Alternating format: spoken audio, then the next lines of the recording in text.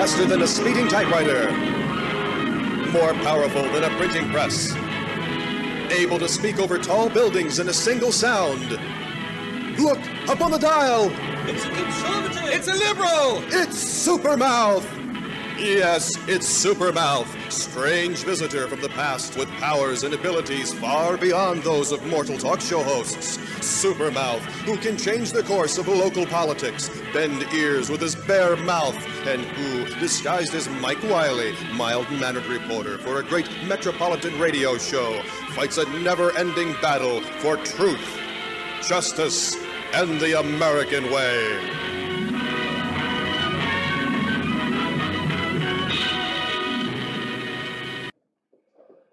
Okay, we're recording. It's we're synchronizing our watches for those that have never seen the show before. We're synchronizing our watches. I have let's say 1:18 here on a Tuesday. That's not ones a day, that's twos a day. All right, we have a very interesting show for you. Be prepared. First of all, let me, hold on, don't go anywhere. Don't go anywhere.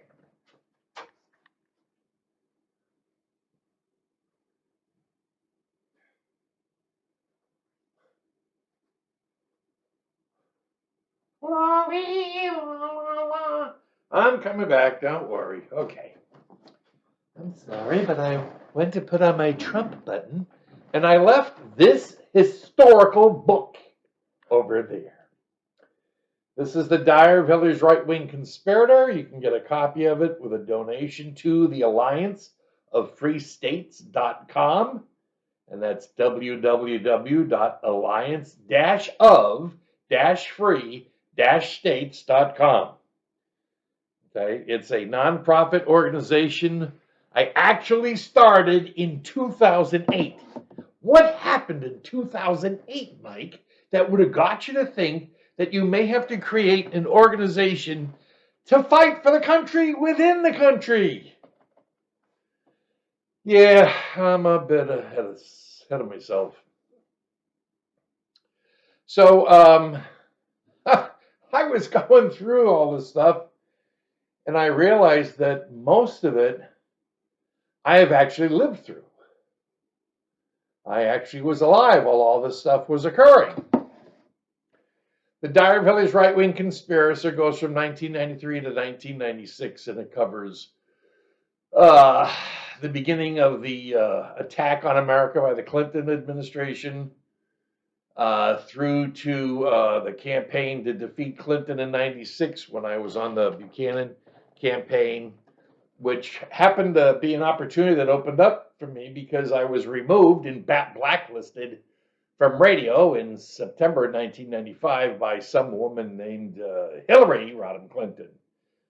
She can deny it, but somebody got upset because I told them that if they came to Massachusetts to run for U.S. Senate, to go up against Ted Kennedy, to take Ted Kennedy's seat, she'd have to come and run against me. And I would do to her what I did to her brother in the debates in 94. She knew what that meant. And within 2 months, I was gone. Okay. But at least I'm still breathing. And you can see I'm still alive. Okay. That's because I didn't own a small plane that I could fly to Martha's Vineyard and then have it magically crash right in front of Martha's Vineyard where the Kennedys live so they could see, hey, I just got rid of one of your relatives, and I'm going to take his U.S. Senate seat that he's already destined to get. Because Hillary had to run for president. She had to run for president. I was a stumbling block. It's hard to believe, but I was actually a stumbling block. And I remember, pardon me, hold on. Okay, you can do stuff for 3-4 hours and nothing bothers you. All of a sudden you start the show and you have problems. I happen to be one of the breathing Americans who can actually say that in 1994, an illegal bribe from the White House came to my attention via a perpetrator offering me to drop out of the U.S. Senate race in 94 because I was unfortunately going to win. A poll came out showing that I was going to defeat Connie Mack in the general election because the 1 million Democrat gun owners in the state of Florida weren't to vote for Connie this time. I had him beat. Which means if I had him beat, I was going to be the next senator of the state of Florida in 1994. And they can't allow anybody like me to be in Congress because I'm not a crook. So we got quite a bit we're going to show you today. Today's not a good show. And the reason why today's not a good show is because I'm going to hit you with some shit that you can believe or not going to believe. But the way I do these things is I say something, okay, or I present something of fact, and then I say something. But because of 20 some odd years of being in court as a pro se litigant, I'm used to going in front of a judge and saying, hey, bing, bing, bing, bing, bing, bing, document, exhibit. There's the data, okay? Prove me wrong, you know? Yes, I played Clue, and Clue is when you go to court, except in New York or D.C., and your name is Trump, then these laws don't apply, because no laws apply in the blue zones in this country, okay? Blue zones, see over here? See the blue zones? You're an American, and you have to go to court, and you live in a blue zone, you're fucked, okay? But we're going to fix that. We've already come up with a plan on how to fix it. It's a strange plan, but it has precedent, which means somebody else has already done it, okay, and had been successful in doing it. So that's part of the program. But while I was preparing for this show, I happened to watch some guy named Tucker Carlson. I don't know if you've ever heard of Tucker Carlson. Let me tell you a bit about Tucker Carlson. Back in 1991, when I first started in talk radio, I was doing a morning radio show. It actually wasn't a radio show. It was I was hired to do the board op, and I was to play in the live news feed from Denver, Colorado for Business Radio Network. And then I was able to do 2 minutes of live news on the top and bottom of the hour. So I did that for about 2-3 weeks, and then I went, oh, God, I can't sit here doing nothing. So I decided to start a radio talk show. So, and I went to broadcasting school, so I'm an official broadcasting guy from the Connecticut School of Broadcasting. And so I figured out how to work it with the equipment because there was no production people. And I added a 2-minute sports report, and then I started adding some local news, and then I started talking about issues. And I built over the next week or so it into a radio talk show from 6 in the morning to 10. It was 4 hours. It was going pretty good. Matter of fact, after about, I guess it was about 3. No, I didn't check with management. Management was never around when I was on the air. They were someplace else. They didn't come in till like 11 o'clock or something. So I go ahead and do this thing. I don't ask for permission. And I create what is known as the Mike Wiley Show, which is what you're watching now. And of course, as Hillary Clinton would tell you, I wanted to hide my Jewish heritage, so I changed my name. That's what she said in 94 when she had to come down and make sure I didn't get the Jewish vote in 94, so I wouldn't become a U.S. Senator and then have to be assassinated because they couldn't buy me. So, I don't know, Wake Up with Schreibman sure didn't sound good, and it sounded more like a Vegas movie instead of a radio show.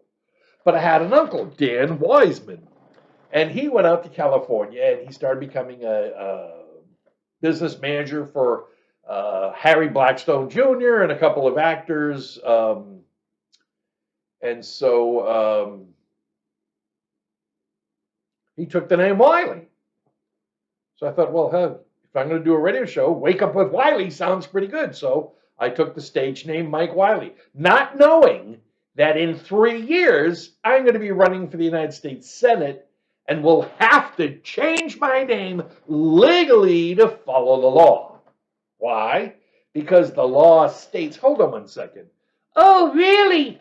I love these things. No, we're not scanning the network. Get the hell out of here. So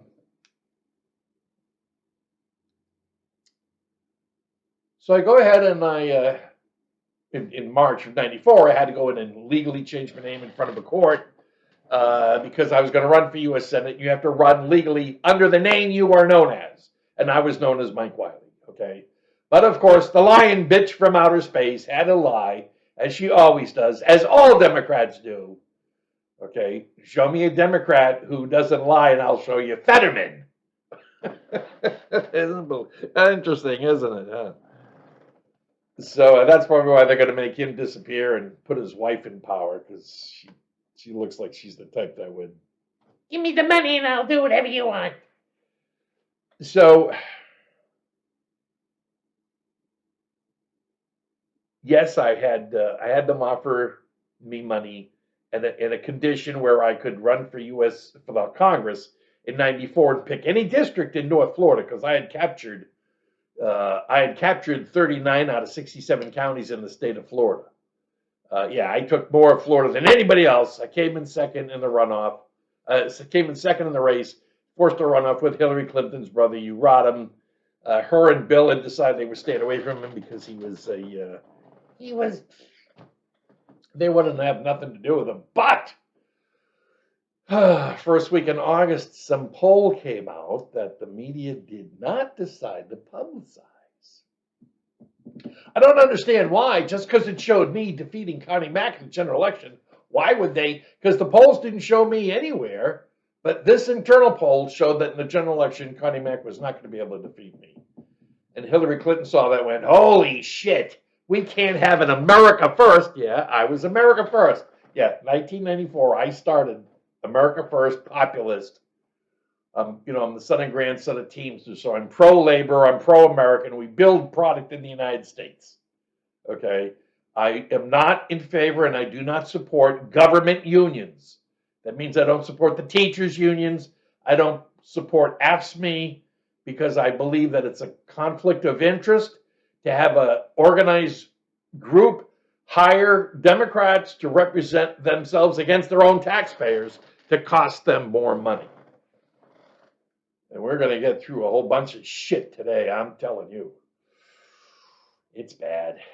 We're in tough shape. We are. So anyways, so we're going to get to some stuff. The first thing I wanted to do is, if you haven't watched the show before, you'll catch up. All the shows are on Rumble. Most of the shows are on Rumble. There is one show we did because we started uploading these directly to YouTube, and then YouTube can then be automatically loaded into Getter. And what I wanted to read to you is some of the comments I'm getting from the people responding to Getter. We have an advertising program with Getter where we post the show and we make a comment we give them a question to think about, and these are some of the answers that we're getting. Before I get to these, let me just make this point. I got a couple of things here. Number one, I don't donate to any nonprofit but one. I donate to Tunnel to Towers.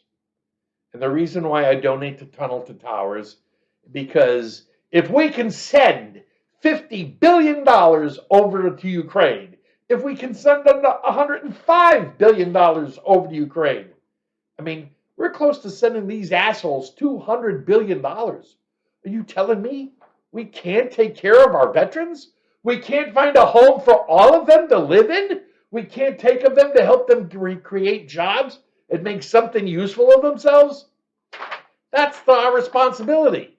That's our responsibility. These people go ahead, they put uniforms on, they leave this country to go fight a foreign war because that's what the politicians we put into power want. And then we forget these people? It's ungodly. But that's what's being done. So my way to help is to donate money to Tunnel to Towers, and I got this email inviting me to this home opening, which is in a pretty close proximity to where I live on Land O'Lakes, Florida.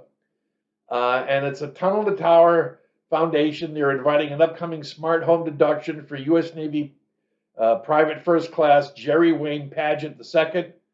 The ceremony will be held at the Let Us Do Good Village in Land O'Lakes, Florida.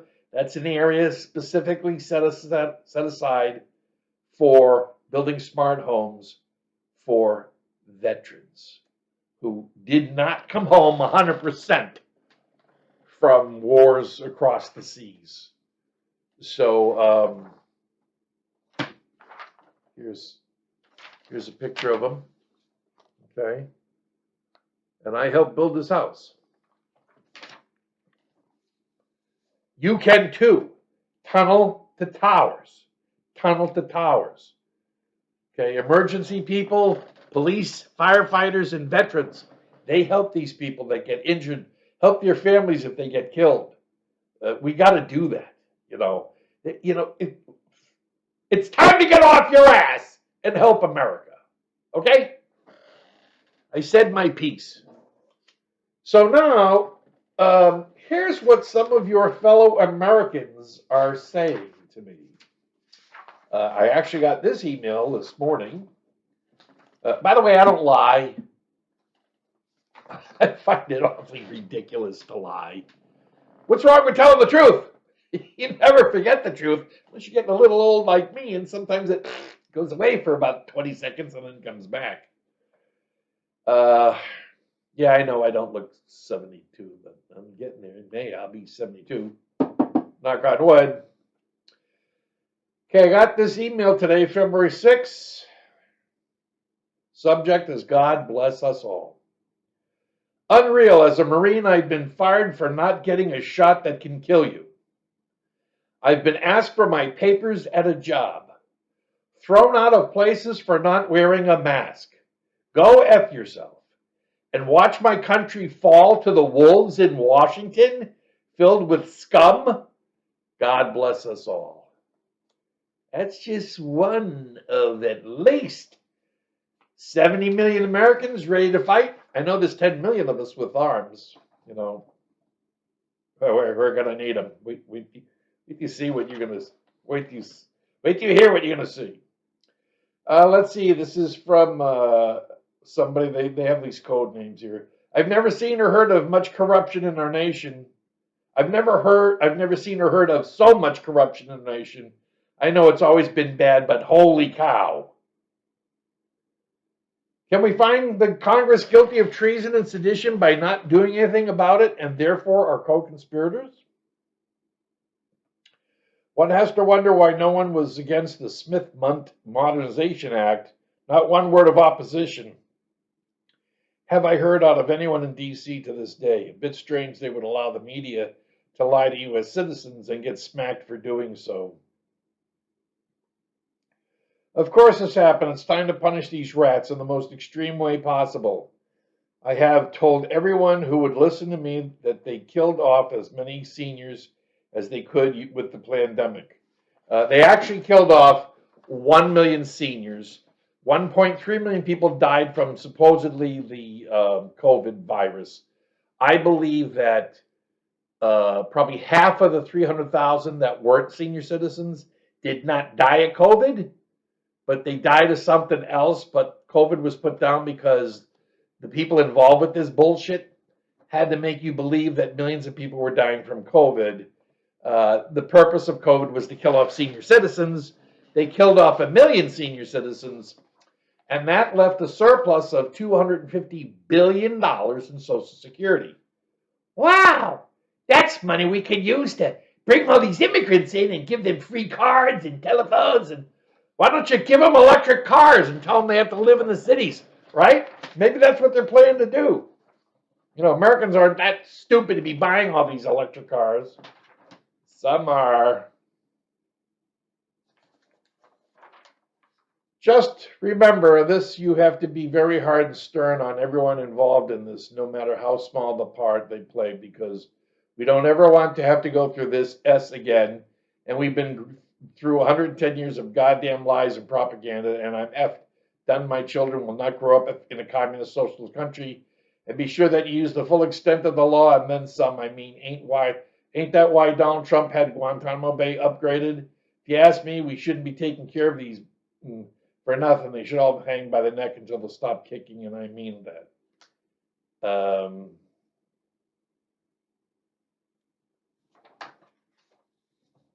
Now I got some that have come across Getter over the last couple of days. That's your fellow Americans. You're pissed. Are you? Okay. The enemy is inside the gate. They have the citizenry at each other's throats. Nobody has the sense to step back and see what is going on. That's what we're doing here. This has been going on for decades. The only difference now is we can see it. The swamp can't hide anymore. Shut it down. Nothing seems to be working to stop the spinning. I've never thought I'd see the day when we would play make-believe we are still a republic. Look, too many have bled and died for us to continue this farce. Good words, remember the Alamo. This is what happens when you vote someone like Obama in the highest position in the country. We are living his dream of transforming our country to what he wants. It wasn't his dream. Barack Obama was nothing but a tool of the Manchurians. He was the Manchurian candidate. I believe they connected with him from Indonesia to Pakistan. Because if you look to see where Pakistan is, oh, China's right there. He could at least he just met them over the border and they hired him to screw America. And we've covered that shit before. But the way they got Obama to win the U.S. Senate race and then get in the presidency, somebody big. And I believe it's China because a lot of Obama's help came from Perkins and Coie, the law firm that owns the Democratic Party, runs the Democratic Party, and their major, largest client happens to be China. What a coincidence. No, never in my imagination did I think the employees of We the People hated America and her citizens. I agree with you completely. It's the serpent bloodline from Scripture gutting humanity from the inside. Demon people, watch your ass. Our Constitution, void where prohibited by law if the Democrats have their way. It's what corruption brings with it. I'm not surprised more crap from the Democratic establishment. Go F you, you're corrupt, pederast, traitor, pig. 80% of Americans loathe the everything you are. I've been planned to. Only hillbilly, low IQ least. It's a global attack. All these multi-trillionaire and billionaires have rigged everything for their long. We're going to get to that. There's more. There's a lot more. And we're not going to, I'm going to shut the phone off so it doesn't ring while I'm trying to do the show.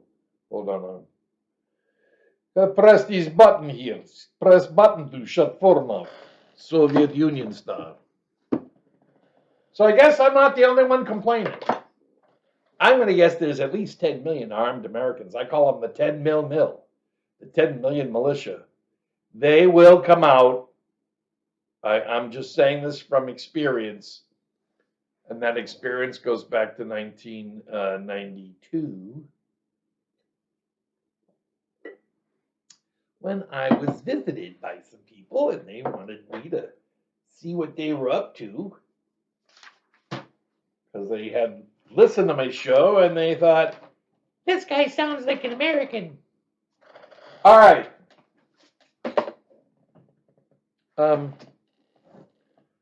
I've got some things that we're going to go through. And then as you see this, you'll see the videos that I'm going to announce that we're going to play. Because, again, like I said, the purpose of this show is to get you to understand what's going on. I know you know what's going on, but this is confirmation. This can't be any question in your mind what's going on with our country. And wait till you see what I'm going to show you. And it's not what I'm going to show you. I've got some clips from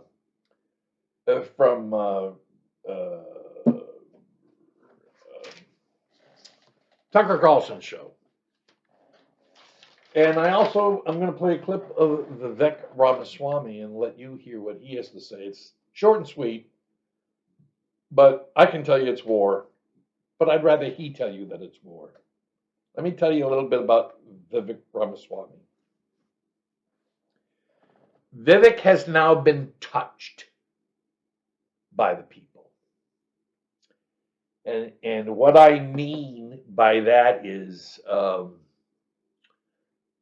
1993, I started a Patriot radio show. We started the Wiley Information Network.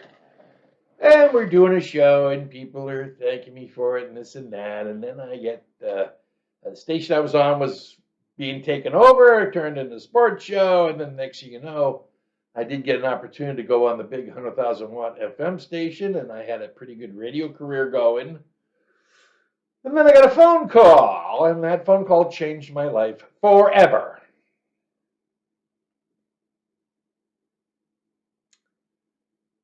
Have you heard of HB 241? No, what the hell is HB 241? I'll be right over. This good old Southern boy, come on over. Guy owns a .50 caliber rifle, and he gets calls from the Apopka police back in the day, asking if they could borrow it because they'd have these assholes commit crimes and they go into people's homes and they hide in these big brick homes.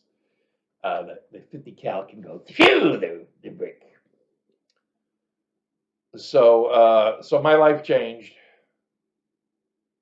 and I did this rally to defeat gun control. Okay, I'm Jewish.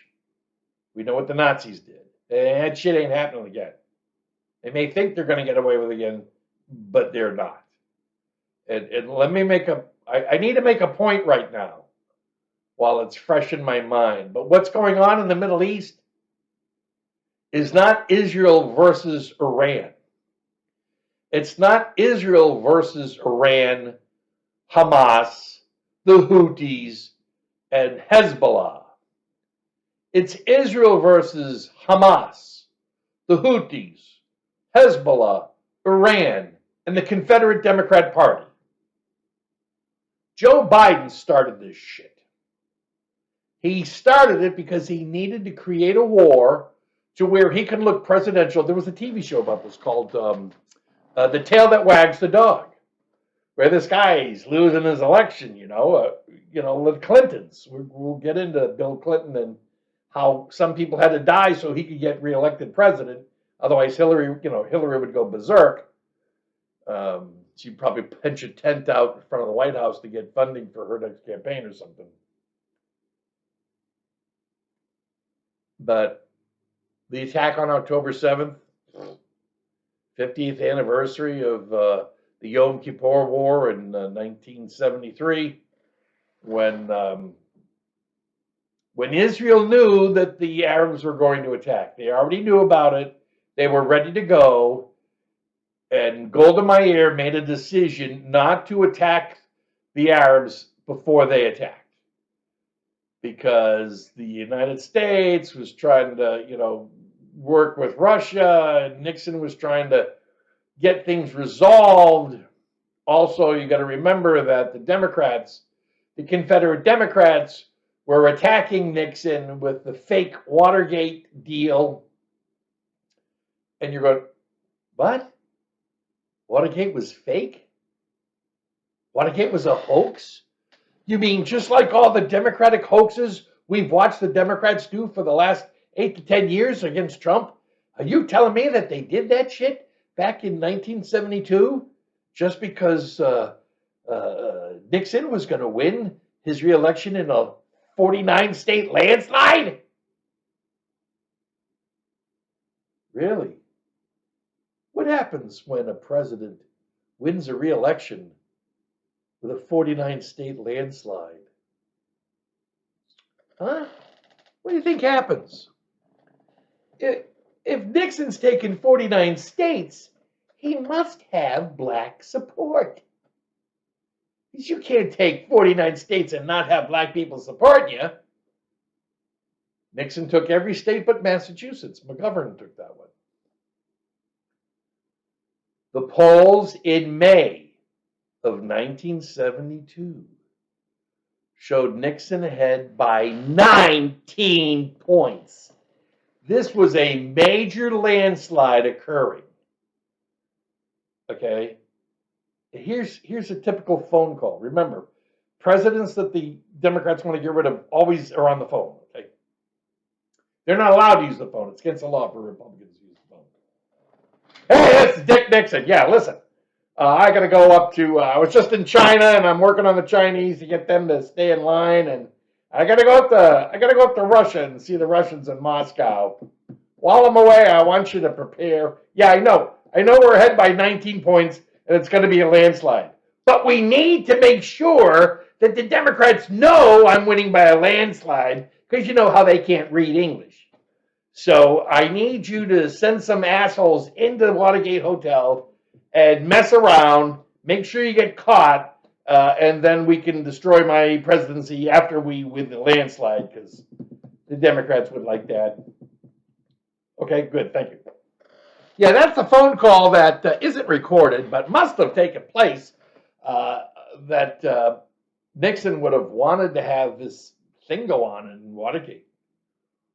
So he just gets back from Moscow, and these assholes go into the Watergate Hotel and they bug some phones to get some information because Nixon's only going to win by 19 points. It's going to be a landslide. I mean, would you make a phone call to set some idiots in motion to get information you don't need? Right? It makes no sense. These assholes don't get caught. Well, what good is Watergate if you don't get caught? Right? Now it's June, and they're going, hey, we got to do it again. Got to send them back in. Except this time, you got to get caught. Do something so that people know that you're in there. Okay, yeah, take some tape and put it on the door so the door doesn't close. And then the security guards will see it, and you'll get arrested while you're there. And then we can go after Nixon for Watergate, and he knew not a fucking thing about it. Matter of fact, there's audio tape from the Nixon tape that in the White House where Nixon asked, "What the hell are these guys looking for?" Well, wait a minute. If you didn't send them in, why did they go in? Huh? Because the Democrats can't afford to have a Republican president win a landslide and then it's over for the Democrats. Remember, if the Democrats are actually from another planet. And if they don't win an election, they defiltrate. So let's get into this. So I'm working on some stuff. Let me tell you what hits me. I realized that it's not the income tax that kills you. It's the deductions. I now understand the purpose of the 1913 Tax Act. It was to steal money from the American people and enslave us into a tax system. The Democrats didn't want to give blacks up as slaves. They still wanted to keep them. But hey, if they're going to keep black slaves, might as well have white people too. Hey, let's enslave them Asians. You know, they're pretty smart people. And let's get the Hispanics. You got to be careful with the Hispanics because they're strong family people. They believe in God. You know, one day they're going to wake up and go, why are we voting for Democrats? That day has come, thank God. I now understand the reason why a flat tax will never be passed by a corrupt Congress. Because the tax code is used to control us. It's not used to raise revenue. It's used to control the American people. That makes it illegal. That makes it violate the Ninth Amendment. And someday we're going to get people in the Supreme Court that go, hey, we got a Constitution. Hey, look at this. Ninth Amendment. What are we doing? Did the FBI do their job and find out who's threatening the Supreme Court's families? I now understand why it takes $1.4 trillion of taxpayer dollars to file the tax returns. Can you imagine? People thinking it's okay to spend $1.4 trillion of money coming from the American people just to file the damn taxes? Is that not the dumbest thing you've ever heard? Or is that not the most Manchurian Marxist thing you've ever heard? And now, after seeing a video I'm going to show you a clip of, I now understand why Health and Human Services, HHS, is a $2 trillion a year U.S. budget. More money is siphoned from the American people through government to Democrats. And some Republicans that vote for that shit. Okay.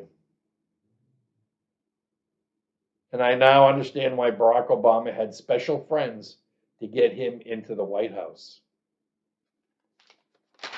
Because he had to pass the Affordable Crime Act. Okay? That's the buffer. Let's get going on this. All right, number one. I don't know why. Well, I don't know what to say.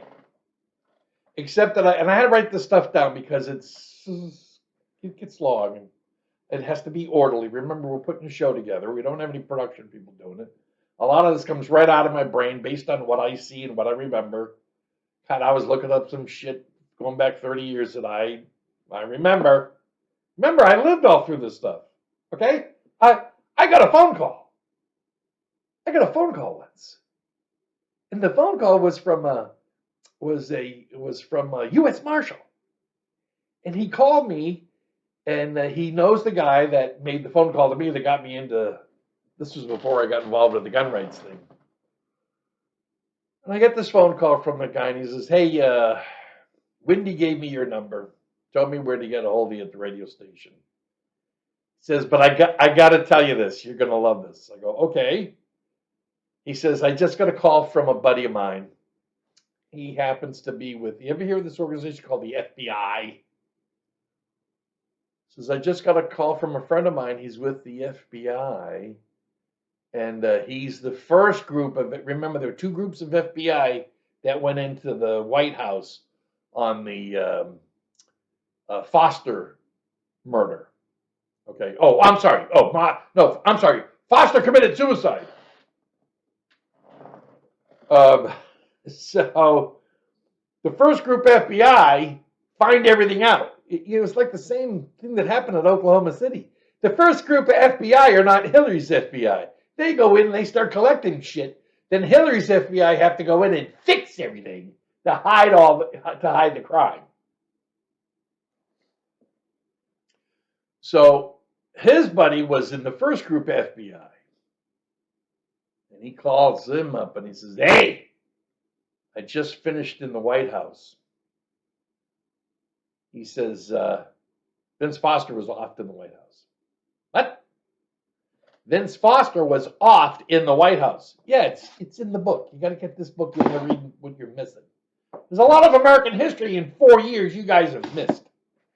Okay, and it's the prelude to all this other shit we're putting up with. It all comes together. We're covering it today. So, he goes, how do you know Vince Foster was offed in the White House? Because he didn't sign out on his way to Fort Marcy Park to be laid to rest. Foster was murdered. They say he committed suicide. Okay, if he committed suicide, it would have been in the White House. The question would be, why would Vince Foster get a second gun where the serial numbers are followed up to kill himself with, instead of using his own gun that he had with him? Huh? And I don't know if maybe they didn't let him carry a weapon into the White House when he visited, so he had to leave it out. So they had to let him shoot himself or kill him with somebody else's gun where the numbers were filed off. That's what we're dealing with. Okay, we're dealing with it, and the crimes have not stopped. So I don't know what to say to you, except that I was right. I've been right, and it scares the hell out of me. It really does. I got grandchildren, I got children, and I'm really concerned where this country's going. I think we got some good news. Okay. I'm going to show you a video of the mistake Biden made. And it's actually not Biden's mistake because Biden's an idiot. It's Obama's mistake.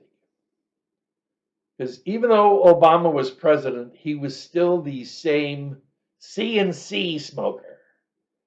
I'll give you the first two words. They all have C, O, and K in the words. Two of them. Two different words. Same three letters. He wasn't that swift. He was devious, but he wasn't that swift. And he's made a big mistake. And the big mistake is he didn't believe that the Republican governors, or what I refer to as the Alliance of Free States, have come together.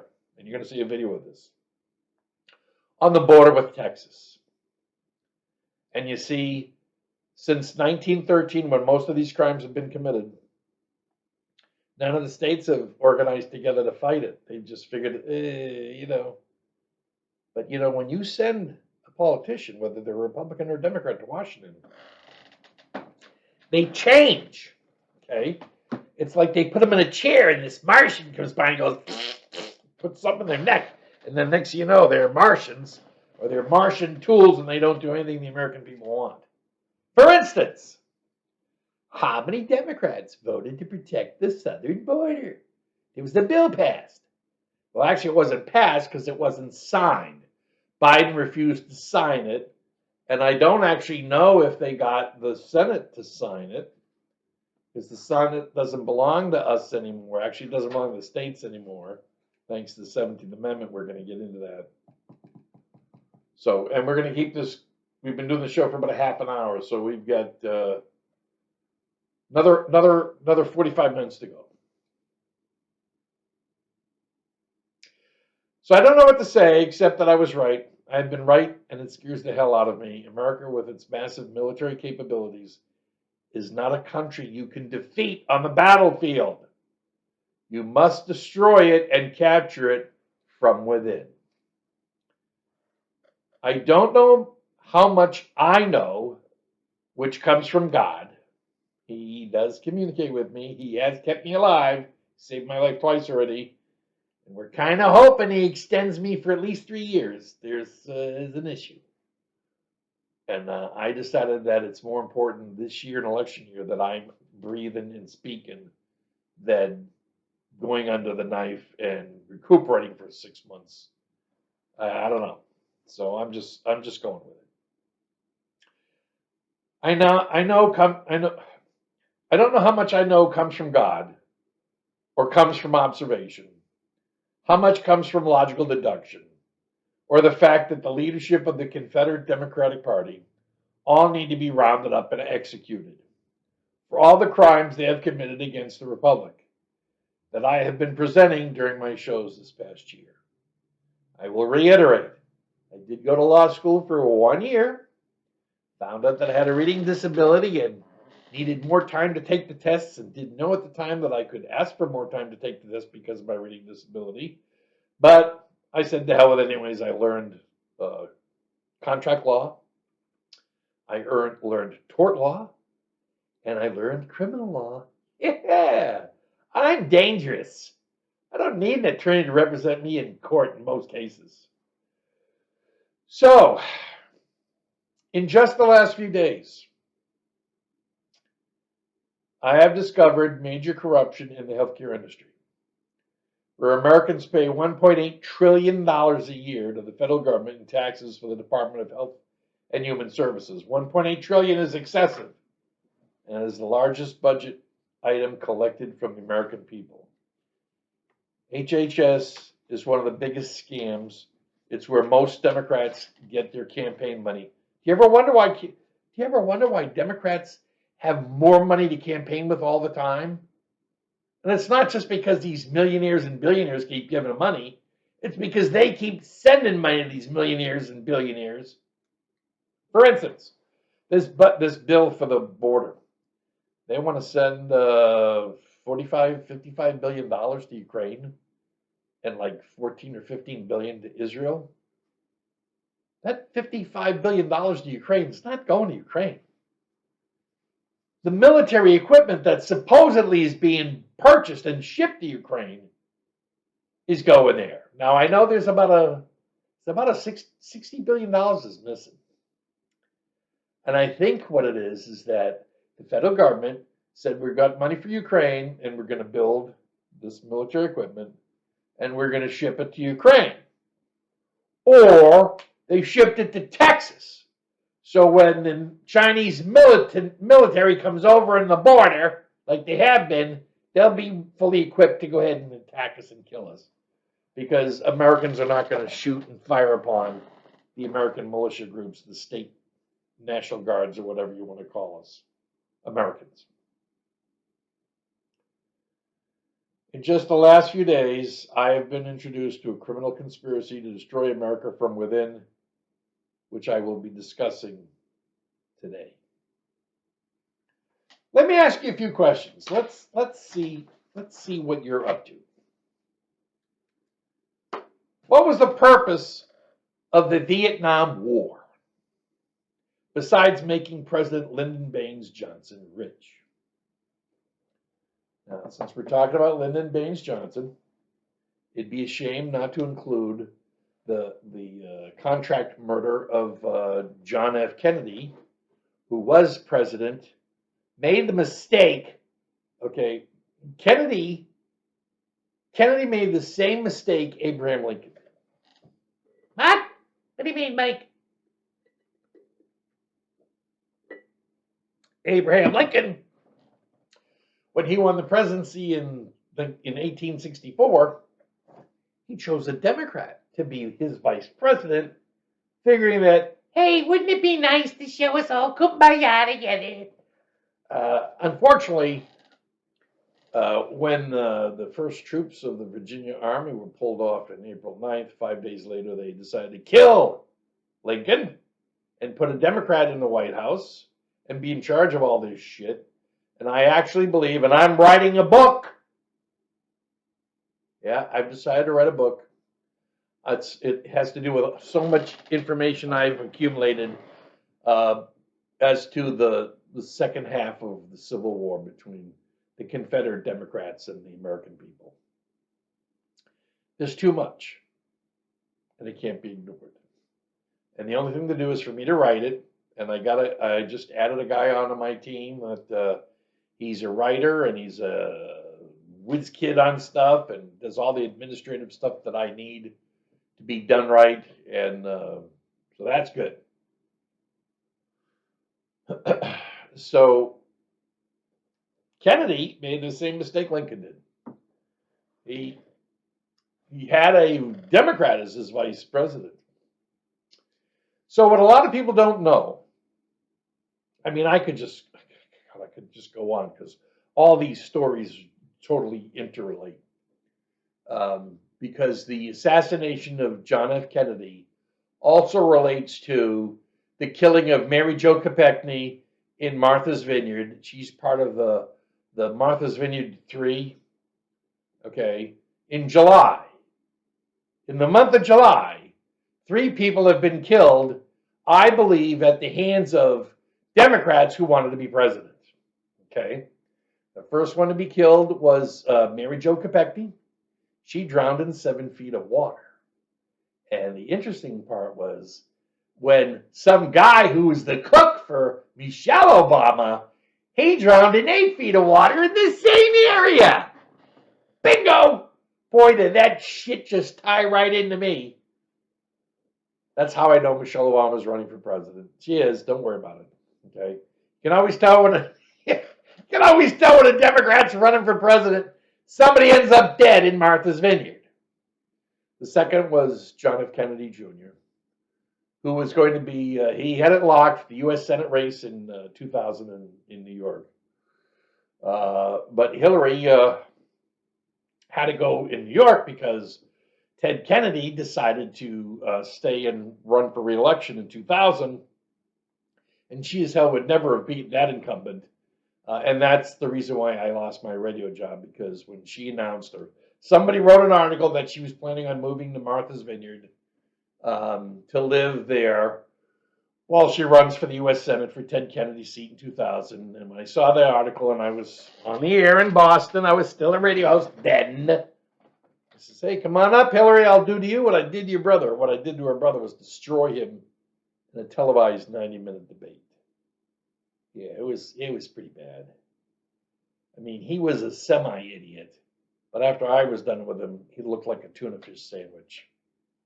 She knew what was going to happen because she may have been involved in the decision that his campaign made 5 minutes after that debate, that they should never, ever debate me again. All the debates that were already scheduled, gone. Because you don't want to debate me. It's just the way it is. You don't want to face me in court either. So there, you've been warned. So let's see.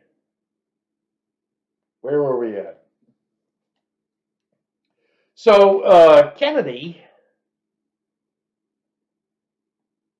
So here's what happens.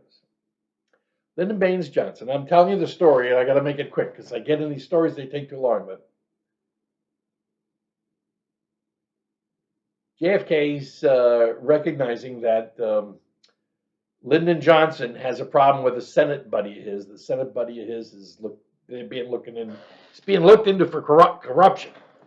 And JFK's going, holy shit, I'm not going to be able to run against Nixon again in 64 with all this hanging over Lyndon Johnson's head. So Kennedy decides he's going to switch in 64 and have somebody else run with him instead of Lyndon Baines Johnson, which means Lyndon Baines Johnson is not going to become president, and that's not good. So what happens is there's this woman named Mary Jo Cometti and another woman, I can't remember her name, but the two of them are in the same organizational group working in the White House, and they're chatting away. And evidently, LBJ overhears what they're saying. And that's why he finds out that Kennedy's not going to choose him. So he sets up for Kennedy to be assassinated at Dealey Plaza, which Lyndon Baines Johnson just happened to be in charge of building while he was, involved with the Dallas city government. Well, the Kennedy boys found out what happened. And so one woman, she went down in a small plane crash. What a coincidence. In 65, I think it was. And Mary Jo met her fate on the Tallahassee Bridge, right? Was that the song? Mary Jo died in 8 feet of water. 7 feet of water, 7 feet of water. Obama's chef died in 8 feet of water. Same area, Martha's Vineyard. Same areas, okay? And then, of course, JFK Jr., he went down in a plane crash over Martha's Vineyard. So all three of them died in July. It's historical, I'm telling you. Well, that's how you can usually tell when someone's running, because Ted Kennedy was going to run for president. Okay, he was going to run for president. And then this thing happened, and that kind of hurt him. Okay. I lived in Massachusetts in 69. I was a junior. Actually, I was a senior in 69, graduating in 70. And when that stuff happened, nobody said that she drowned in 7 feet of water. That was kept secret. The media wasn't allowed to tell us that, because if the media told us that, we would go, huh? Well, wait a minute. If Ted Kennedy is 6 feet and the water is 7 feet deep, and there's a car in the water, you tell me that he can't step up onto the floor of the car, breathe, and then go pull her out? Huh? Hey, it's Moira. That's my opinion. I'm entitled to it. Want to take me to court? Kiss my ass. So I did a show on this. If you look in Rumble, you'll see the show I did about the July killings of Martha's Vineyard, because there's 3 of them, and they all had to do with someone who was a Democrat wanting to become president of the United States. Isn't what a coincidence, huh? As I always say, if it's something happens once, okay. If something happens twice, now you got to look into it. If something happens 3 times, it's a done deal. You know there's something up. So that was one of the reasons why Kennedy had to be assassinated, because he was not going to pick Lyndon Baines Johnson. The other part was Kennedy was not going to allow the Vietnam War to occur, and Lyndon Baines Johnson knows, as most Democrats do, that you can become wealthy if you have war. And back in those days, the United States did not have Donald Trump as president, so we weren't going to be drilling as much. And of course, they didn't know about fracking then, which opened us up to be a gold mine of oil, unless you have a Democrat in power like Biden. So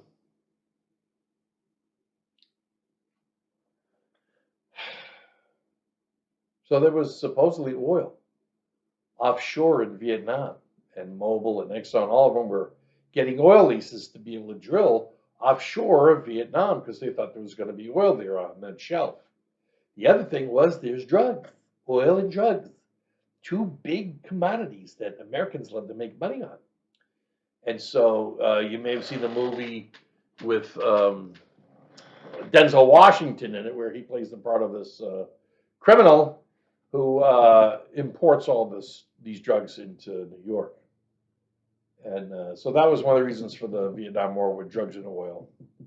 And the other part was that Lyndon Baines Johnson started up a construction company, named it under Lady Bird, and they hired construction people. Actually, they didn't hire construction people. What they did was they sent the equipment over. And then the U.S. soldiers, and I found this firsthand because, hey, I was Vietnam era age. I worked with people that had come back from Vietnam alive. And they told us when they had to do any kind of work, they were not allowed to use U.S. equipment. They had to use Lady Bird Johnson's tractors in this. And then that way Lady Bird Johnson could, bill the government for money. Remember, the purpose for government and having taxpayers is to steal. That's what Democrats do. Okay? Democrats figured out that they couldn't win the war on the battlefield. So what they did was, think about this. Okay, so here's the South. South is 11 states. And they're going to pull their troops off. But then they have to defeat the rest of the country. How are you going to take this amount of people and try to take over the whole country? They're able to take over the blue sections. You see, and because of it being a democracy, okay, you can now control the U.S. Senate, because in 1913 they got rid of the U.S. Senate being chosen by the state legislatures, as was established by the Constitution. Now you can get wealthy elitists from Europe and wherever to put money in, and that's why the majority of U.S. senators are voting to allow 5,000 immigrants a day, some of which will be Chinese soldiers, which you're going to see the video on. So that was the purpose for the Vietnam War. That's why Kennedy had to be killed. That's why Democrats do this shit. And we already covered the Watergate. What was the purpose of the Watergate scandal? Okay. Was it to ensure that a Republican president who was going to win the 1972 election in the largest landslide in American history, who had too much support from Black Americans, be removed from power when he couldn't be defeated in an election? Wow. Wait a minute. Isn't this some other guy that was a Republican and was going to win his election by a landslide? And Democrats didn't like that, so they tried to impeach him, and then they decided to steal the election, And then they decided to pull this bullshit on January 6th, so you think that he lost his mind and all this phony shit. So, what was the purpose of allowing the attack on Waco, Texas on April 19th, killing 110 Americans? I bet you don't know this one. Why were the Branch Davidians attacked? They actually were attacked 2 days. This whole thing began 2 days after the first World Trade Center bombing. Bill and Hillary is sitting there going, holy shit! Look what happened. We have to move. We have to show people that we're strong. Well, we can't attack terrorists, but we can kill Americans. We're strong to kill Americans, so let's kill our own people. So, which leads me to this next thing I'm going to read to you. Okay. So, what was the purpose of allowing the attack on Waco, Texas? Well, we'll get to the other part. Okay. Was it to cover the Clinton administration's failure to pay attention to Islamic terrorists who were involved in the Rabbi Meir Kahane murder in 1990? 2 days after the first Trade Center bombing, the ATF and the FBI began the Waco, Texas hoax. Isn't it amazing? If you look through history, I already did a show on this. The FBI has had informants in every terrorist operation. And every terrorist operation went off without a hitch. They never stopped any of them. None of them.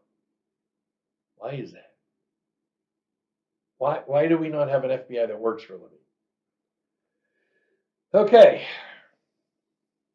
What was the purpose of allowing the Oklahoma City bombing on April 19th? April 19th? Wow. Isn't this a coincidence?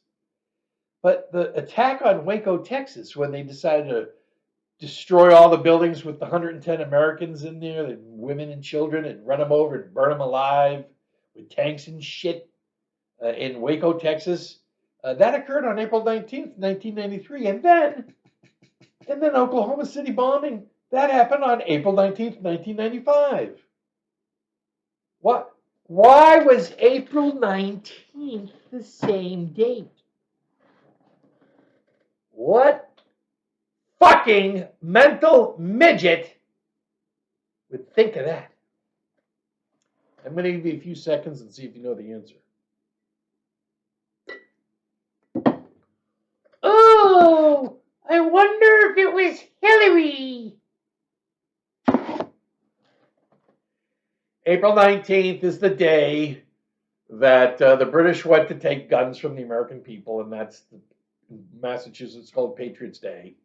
April 19th, 1775, that's when the Revolutionary War began, when the British came to Lexington Green, and they shot up about 8 Americans, moved forward onto Concord. There was about 85 Americans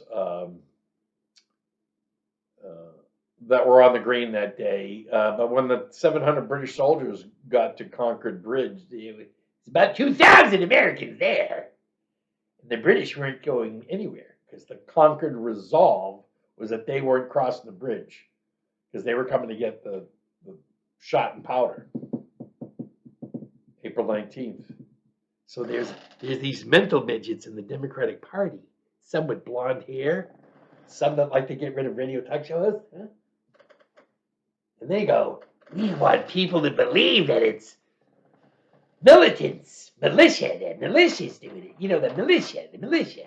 So the militia wanted to attack Oklahoma City, and so we're going to say it was on the 19th. So we're going to do it on the 19th like we did wipe out the people in Waco, so then we can say, hey, see, they were both militia organizations. But the Branch Davidians weren't militia. They were a religious organization. And I'll tell you this, and I've mentioned it before. God, we're running out of time. But I know because in 1994, when I was running for U.S. Senate, I was visiting gun shops in Panama City, and I was sitting waiting for the owner of the gun shop to open up. I was 5 minutes early, and he told me an interesting story. And the interesting story was that the people that he bought that Panama City gun store from were the people that owned the gun store in Waco, Texas, where the ATF came in because UPS made a comment about these gun parts that were being shipped to this place. So the ATF came in on a Sunday and they says, hey, we want to find out all the stuff that's being bought by the Branch Davidians. So the guy says, well, hold on a second. He gets on the phone. Hey, yeah, listen, we'll be over in about 20 minutes for dinner. Do you want us to bring the ATF with us? There's 2 guys here. They want to check out and see what you got. Okay, good. Bye. ATF, come on over for dinner. The Branch Davidians invited you 2 guys to come over for dinner, for Sunday dinner, and you can look at everything they got. No, we don't want to do that. We want to run you over in tanks and kill you. That's a true story. It's a true story that a lot of people don't know because they weren't sitting on that bench that sunny day in Panama City when I was campaigning for U.S. Senate and got the story right from the horse's mouth of what was going on. There's a lot of stuff people knew about what was going on, but you don't hear about it because the media is tied to the Democrats. So, what was the purpose of allowing the Oklahoma City bombing on April 1995, killing 185 Americans, to occur? When the ATF and the FBI were well aware of the planned attack, but let it proceed anyways. Was this mass murder allowed to take place to be used as a re-election campaign for Bill and Hillary Clinton, since Bill Clinton was polling in the Joe Biden zone of 37 to 41% prior to the bombing, and everyone said, hey, Bill, you're not getting reelected, and Hillary's going to kill you if you don't, because she needs to be president, or she's going to kill all the Americans. And then right after the bombing and the memorial service, nationally televised memorial service, Clinton was at 52%. What a coincidence, and he gets reelected. This time, the Democrats only killed 1.3 million Americans to make sure that Trump didn't get reelected. What was the purpose of the Gorelick Wall? Was it to prevent the discovery of the Clinton administration's failure to fight Islamic terrorism from 1993 to 2000? Anybody ever hear of Benghazi or Somalia? I was on the radio that I think it was Friday morning. Somalia was on Thursday. When the news came about the Americans and the American being dragged through the streets, and it was a horrible day. The phones melted that day. People were so pissed. Clinton had cut back the amount of military so he could make sure that we got defeated. Because the Democrats have never met a war they didn't want to not win. So the Gorelick Wall. First of all, Jamie Gorelick and Frank, what's his name? He's the black guy. Remember, if you're going to commit a crime, Democrats commit these big crimes. They use a Jew and a black guy all the time because then when you attack them, you're a racist and anti-Semite. Okay, and Jamie Gorelick, was the Jew, and Frank, I can't remember his name. It'll come to me. He was the black guy, and they were put in charge of a thing called Fannie Mae. And of course, there were these financial issues. They made lots of money. But neither of them went to jail. No, Jamie Gorelick got rewarded with becoming partners in some law firm in Washington, D.C. And she was the one that created the Gorelick Wall. Before we get to that, let me just read to you about Meyer Kahana. I already knew about this. You gotta remember, we're crossing stuff that I've known personally, but So,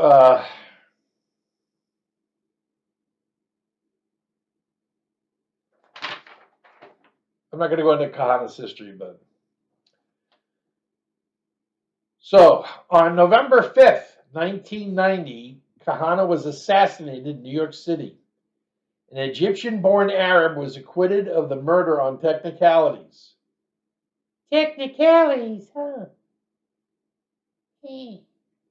Which is interesting because the FBI had infiltrated that group. What a coincidence. And on December 21st, 1991, he was acquitted. But in 1995, he was sentenced to a long term of imprisonment for his involvement in the Muslim fundamentalist terror in New York in relation to the 1993 World Trade Center bombing. You see, the FBI knew this guy.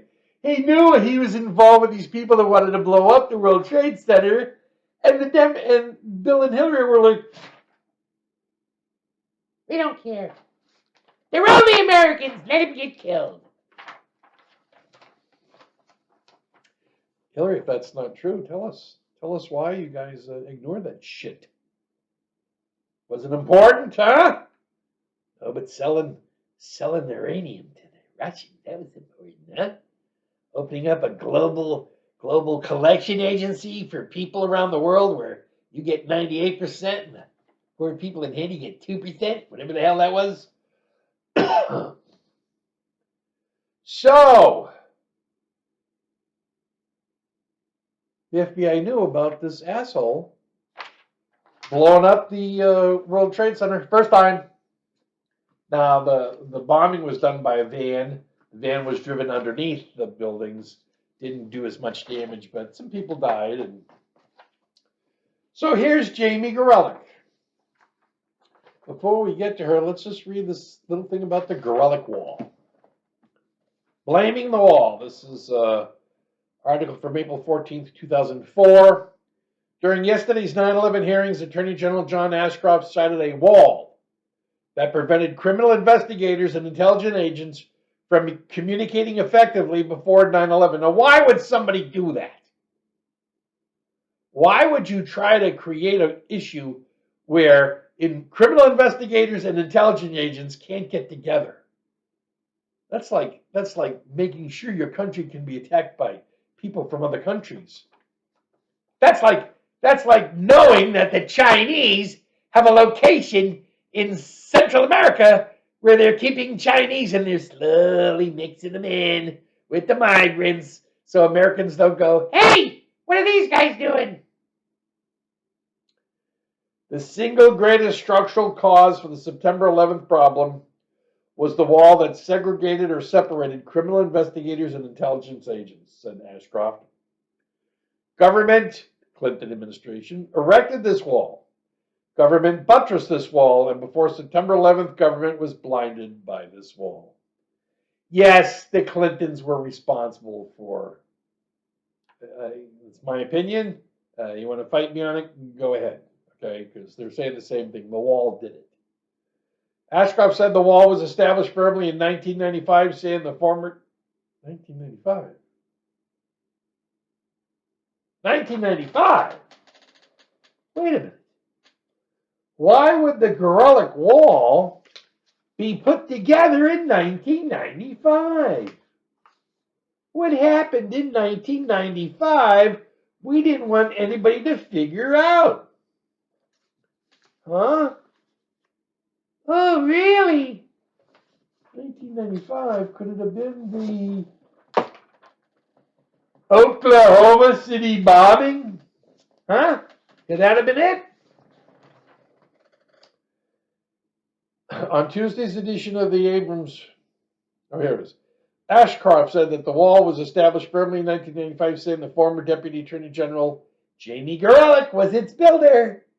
And she was then sent on to steal money from Fannie Mae and help create the disaster that got Barack Obama elected. Thank you. The basic architecture for the wall in 95 guidelines was contained in a classified memorandum. This memorandum laid the foundation for a wall separating the criminal intelligence investigators As a matter of fact, establishing the wall following the 1993 World Trade Center attack.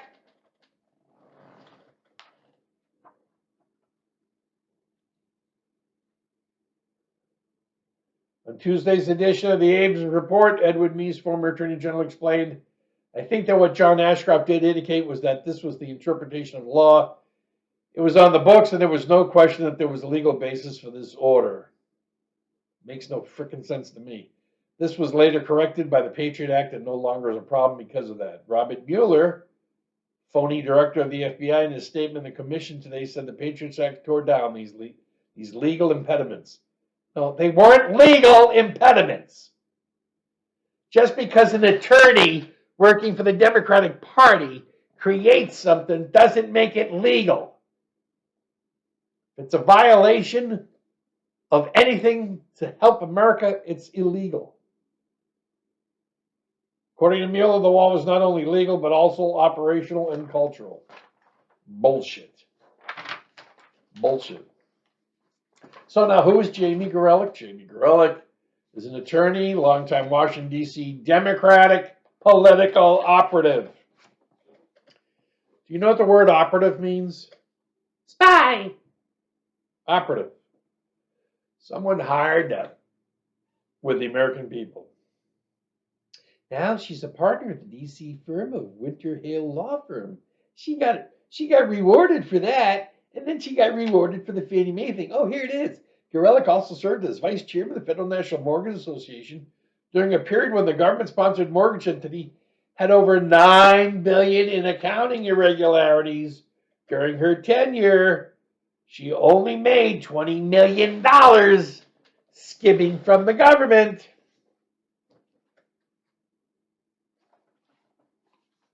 So you want to know why our country's in $34 trillion worth of debt? Do you want to know why our country gets attacked on a regular basis by scumbags from the planet Earth? You want to know why, or have you figured it out yet? Now let's get to the real tough shit. Okay, so let's see. I told you about Vince Foster off to the White House. Yes, I already told you. So, all right, got a couple questions for you. What was the difference between the 28 years of the Bush 1, Clinton, Bush 2, and Obama administrations and the 36 years of the Roosevelt, Truman, Eisenhower, and Johnson administrations? I don't want an answer now, but you need to think about this, because that is 64 years. 64 years of presidencies that have destroyed the country in one way or another. Yeah, there were some wars fought.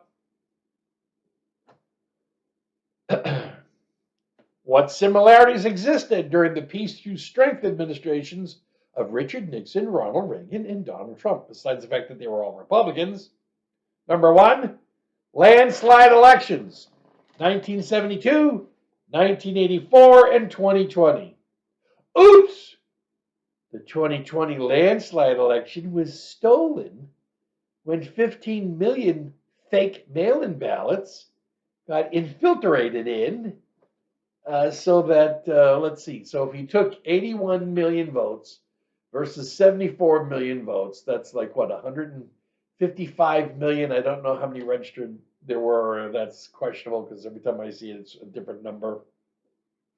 But if you take the 15 million away from Biden, then he only got 66 million, and Trump got 72 or 74, so Trump won by about 8 million, that's about right. Landslide elections, and then you had impeachment and assassination attempts. 73 was the impeachment on Nixon, who ended up resigning. 1981, Reagan was in for 3 months, they decided to kill him. It didn't work. And then in 2017, they went after Trump with the Russia hoax leading to the impeachment. And you know that the rest of that bullshit. Why do Democrat hoaxes only occur during Republican presidencies? Watergate, 72-74, Hillary's Russia hoax, 2017, 2019, and the Ukraine hoax, 2019. Okay, why did Barack Obama visit China in 2009 and then meet with Xi Jinping in 2013 and 2014 in China, in California, in Washington, and then in Europe? So it's like 4 meetings. Was the purchase of the Wuhan virus discussed? We already knew that they were already discussing Afghanistan and turning Afghanistan over to China. Yeah, you think that Biden was stupid letting Afghans keep $87 billion worth of equipment? No, that was planned. That was planned. They planned that before Trump was president. What deal did Obama make with China that tidy ball Biden is completing? The destruction of the nation. Why didn't one Democrat congressman vote to protect the southern border? Because if they had voted against the system, they wouldn't be getting reelected. Okay? I know, because I remember one day I got a phone call and they said, "Hey, Mike, we got a plan for you to drop out of the race, and you can come up to Washington for 2 years and get a job with Bill Clinton as president, and then we'll set you up in one of the districts up in North Florida where you took the whole area. You could pick District 1 or District 2, and we had Democrat majorities, not now anymore, no, because all those gun-owning Democrats that voted for me in '94 are now Republicans. That was actually my campaign was the final straw. They all said, that's it, and they moved over to Republicans. I was kind of influential in Florida history. A lot of people don't realize it. Okay, we talked about Foster being offed in the White House. Did you know that the FBI had over 200 operatives dressed as Trump supporters on January 6, 2021?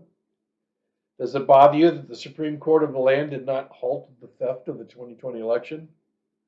Now, I agree that Texas didn't have standing in their lawsuit against Pennsylvania and other states that committed the election fraud.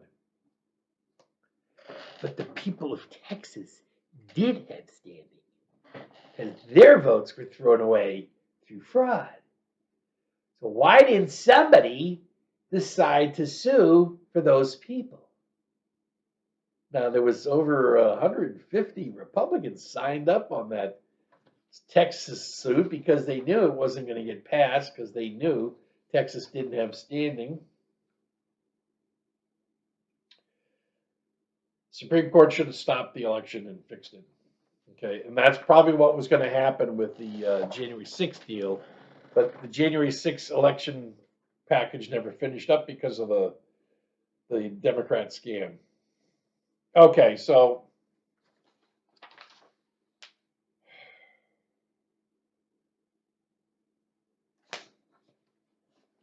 all right, so here's what we're going to do. I'm going to show you a series of videos. The first video is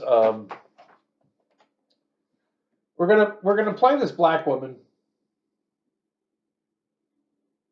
who said exactly what I said several weeks ago in one of my shows. Almost to the exact words. It was really kind of amazing. But people could say, "Oh, you're a racist, Mike, for what you said about black women." Well, is she a racist for saying what I said about black women that she just said? Democratic Party, they promote black women. Particularly if she's a lesbian. Yes. They promote black women who are not even qualified. We have seen with the diversity, equity, and inclusion, which is really racism, which is really saying, well, black people just, darn it, they're not smart enough, so we have to give them handouts. And you're pushing black women who are not qualified. Dr. Claudine Gay of Harvard. Yes. Now the head of diversity at Harvard is also accused, if I have it correctly, of plagiarism. And we'll get to Fannie Willis, who was elected as a DA in Fulton County, Georgia, primarily because she's black, in my opinion. And we've seen case after case. But the black man, where is he? That's done deliberately. And it started really in the 60s, where the Democrats pushed policy, right, that said to women, particularly black women, you don't need a man in the home. We'll give you more money if you're single. And I grew up in the 70s and I saw the effects. I saw it in the 80s, the broken home. Now it's more dysfunctional home where you have some women with 8 children by 5 different fathers. Exactly. They don't know who their fathers are, in and out. It has almost destroyed the black community. But they're doing it in a different way now. They're promoting black women and want black men to be down here.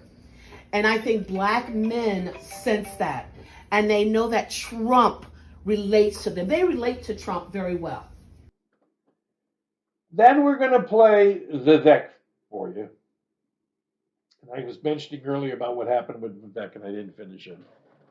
It's what happened with me. You're running for office, okay? People came up to me at the rally and said, "Hey, Mike, we need you to run for you as Senate. Someone's got to defeat Connie Mack. We want you to run against them." I says, "Yeah, but I'm not going to run them in a Republican primary. That's stupid." I said, "I'll run as a conservative, populist, America First Democrat, because I was America First. I was a populist. And I'm a Jacksonian populist. It was actually the name of a third political party I was going to start if the Republicans didn't smarten up and support Trump." So when I went out and began to campaign, I went everywhere. I was in the black neighborhoods. I was out in the country. I was visiting people. It didn't matter whether they were Democrat or Republican. They were Americans. And they were the American people. And they are stepped on every day by politicians. And they want someone to be truthful and honest with them, to support them, to help them. And when you go out and you start talking to people and you start hearing the stories of the American people, your heart melts. If you have a heart, your heart melts. And then what happens is you realize, God gave me this job.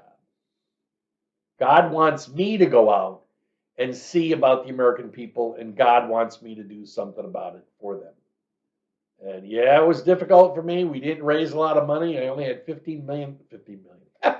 Yeah, I tried $15,000 to campaign on, but I still scored better than anybody else. And of course, it had to take a couple of Hillary Clinton lies to make sure I didn't win.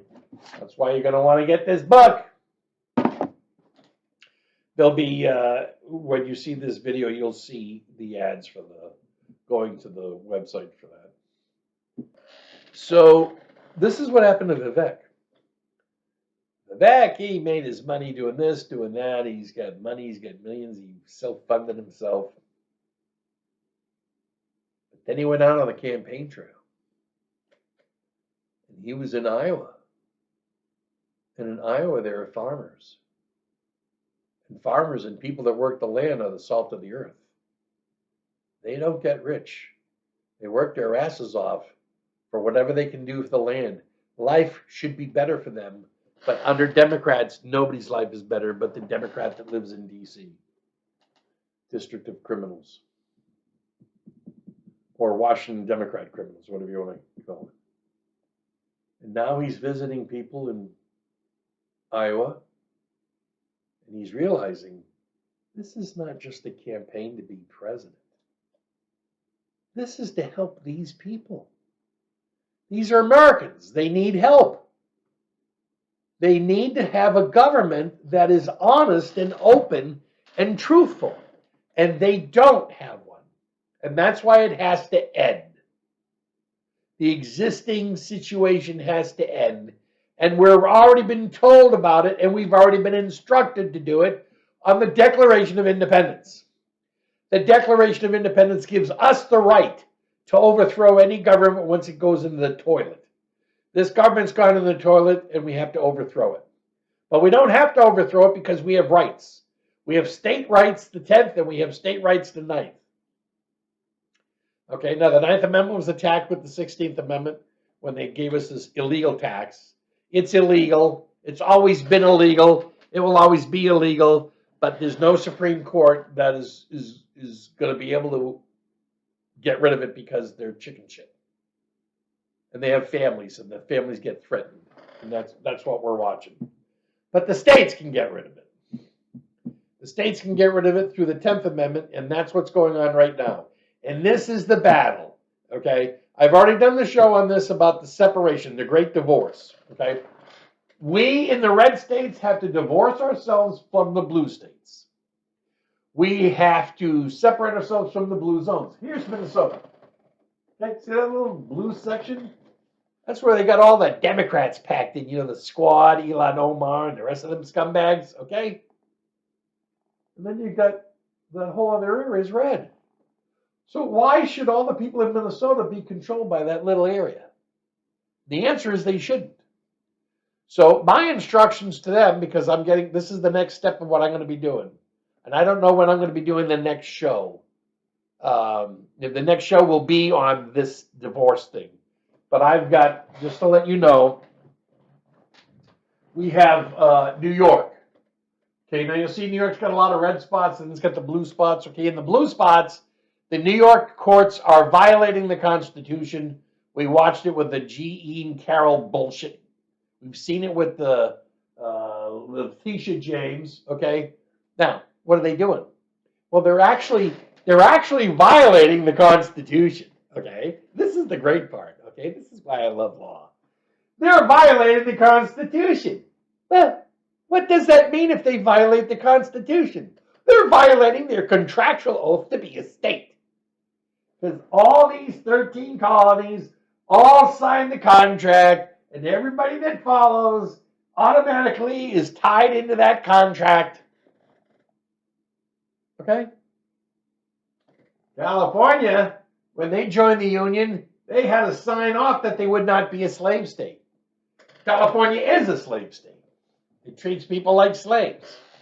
So legally, every one of these states with blue zones in them are violating the Constitution.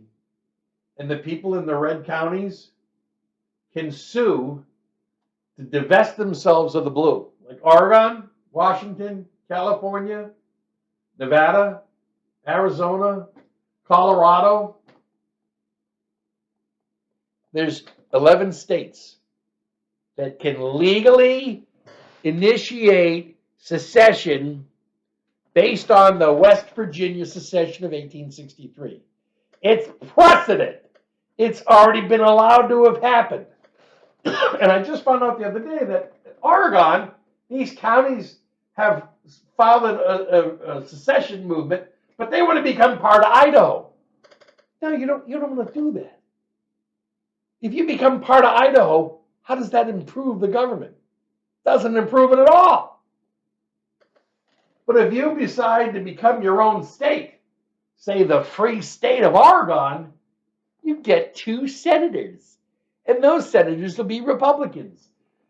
Free state of Washington, free state of California, free state of Colorado, free state of Minnesota, free state of Arizona. I've already calculated. It's going to add 22 GOP Republican senators to the U.S. Senate. And guess who's going to have the majority for a while? Okay. And this offsets the 17th Amendment. The 17th Amendment was decided to eliminate the Republic. This has all been worked on. The Confederates, when the Confederates decided they weren't going to surrender, they were just going to go ahead and kill Lincoln and just do all this bullshit. And it's very extensive, and I'm not covering it again. I already have covered it. You can go through my Rumble shows, but I'm writing a book about all of it because I've already got all the documentation, and I'm going to put it in book form and sell that and offer it up as donations for the Alliance of Free States, because the Alliance of Free States sponsors this show. But this show is put on by the Wiley Information Network. We're going to show you the deck. Look, I think that the battle line right now, Laura, is we're in the middle of a war in this country between a majority of us in this nation who love our country and our basic shared values, and a fringe minority who has the Democratic Party in a chokehold, who hate the United States of America and everything we stand for. And I do call it a war because they're weaponizing one element of our system after another, justice system, financial system, media, to advance their objectives. And so I think conservatives need to wake up and say that, you know what, the left has been far ahead for a long time on frontiers that conservatives haven't paid great care to protect, the justice system and the financial system amongst them. But I do think that we're going to have to think over the longer run, not just the short run of this next election, if we're actually going to reclaim one standard of the rule of law in this country. And then I've got 2 or 3 videos. Then I'm going to show you the video of the GOP senators in Texas. Well, let me start by thanking everybody for being here. But more important than that, I want to thank the governors of the United States of America who are standing with Texas. Half of the governors of the United States have joined with Texas in our cause to make sure states can do everything possible to secure our border. Half of the governors that have joined the cause to support Texas are joining us at this event today. And we are here to send a loud and clear message that we are banding together to fight to ensure that we will be able to maintain our constitutional guarantee that states will be able to defend against any type of imminent danger or an invasion. That has been threatened by Joe Biden and his abject refusal to enforce the immigration laws of the United States of America. The laws of the United States passed by Congress, they require the president to deny illegal entry. To the contrary of denying illegal entry, he has aided and abetted that illegal entry. If somebody makes it across the border illegally, the president has the responsibility imposed by Congress to detain any illegal immigrant who's come here. As opposed to detaining any illegal immigrant, Biden instead has let them all loose across the entire country with no ability to accurately determine their whereabouts or what they may be doing. Because of this, we've seen the catastrophic consequences of Joe Biden's open border policies. Over the tenure of Joe Biden, we've had 3 Houstons cross the border illegally. All-time records. And we see the dangers every single day.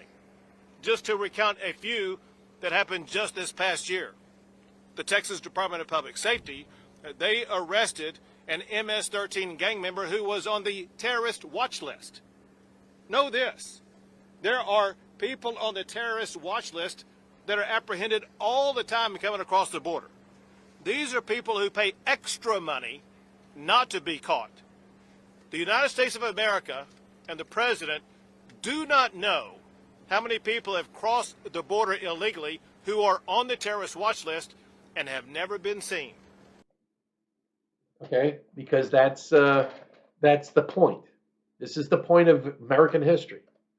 What you're watching is American history because now the war has come about.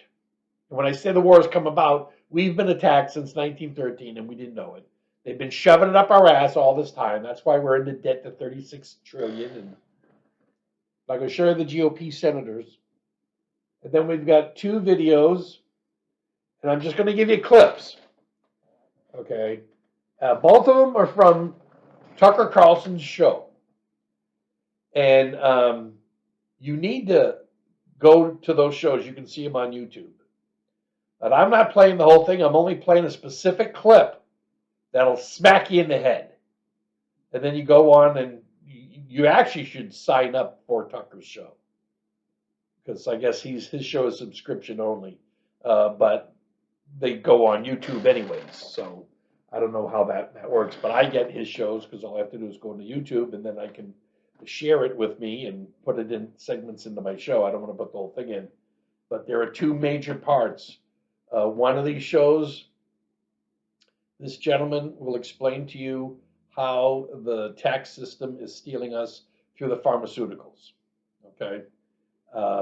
Quickly, Barack Obama did it to me when he came. Obama was paid for by the pharmaceuticals.